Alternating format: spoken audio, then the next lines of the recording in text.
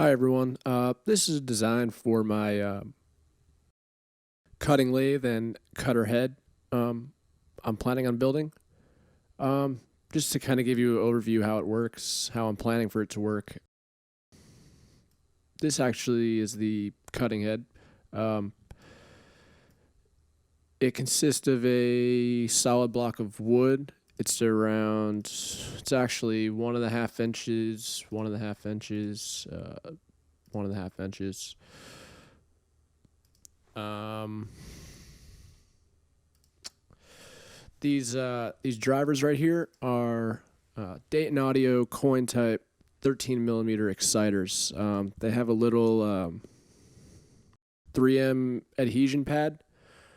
I'm planning on sticking it to the outside of that block, and in the center there is a 1/8 inch. Sorry about that. 1/8 inch, 45-degree angle cutting stylus, if you want to call it that. I'm not really sure how I'm going to make that yet. I'm thinking out of a 1/8 inch thick square cold steel bar.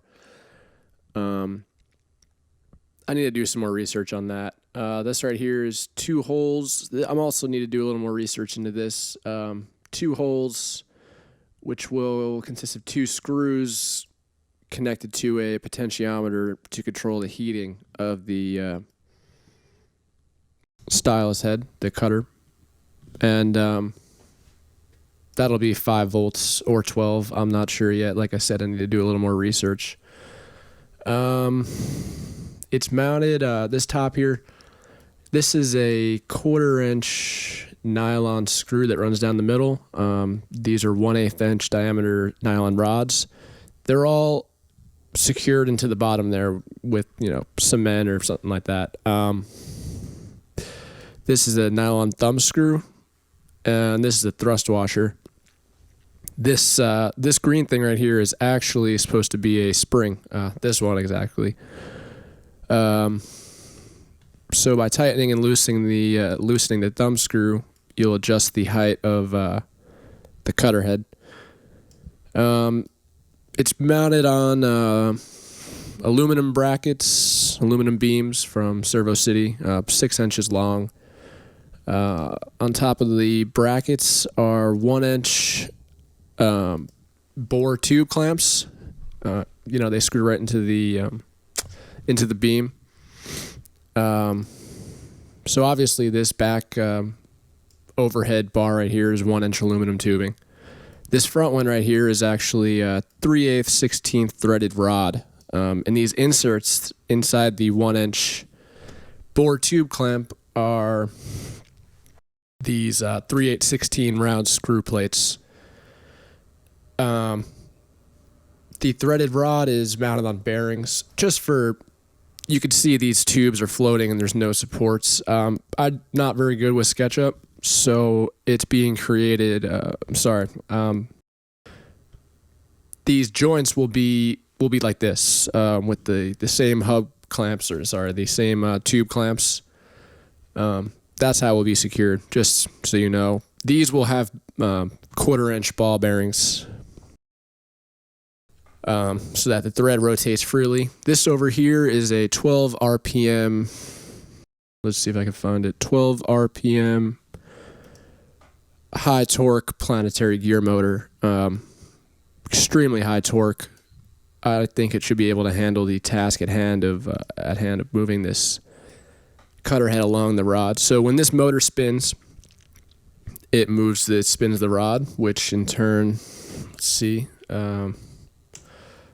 will make this slide overhead along these rods.